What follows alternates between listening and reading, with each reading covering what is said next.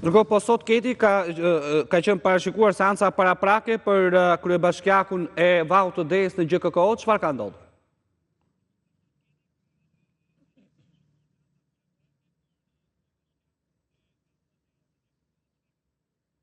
Kryebashkiaku është paraqitur, së bashku me të është paraqitur dhe avokati i mbrojtës, por duke qenë se ka qenë avokat tjetër dhe ajo ai që ka qenë gjatë hetimeve, ka kërkuar kohë për të njohur me aktet e dosjes. Pra, kjo ka bërë që seanca e radhës të shtyhet, pra të shtyhet seanca paraprake dhe kjo seancë paraprake nëse do të kalojë apo jo për gjykim, bëhet fjalë për korrupsion në zgjedhje, por prokuria ka dhe një fraksion tjetër të kësaj dosjes, kjo në sajt të komunikimeve që kanë zbërthyer në telefonin e sekuestruar të kryebashkiakut Shkreli.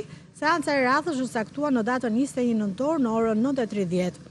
Por duhet tekstuar që gjykata ka legjitimuar palët në proces, pra avokatin mbrojtës dhe palët e tjera. Është prokurori Dritan Prençi, i cili e ka hetuar këtë dosje, pasi ai ka qenë kreu i task force-s për zonën e Shkodrës dhe të Lezhës.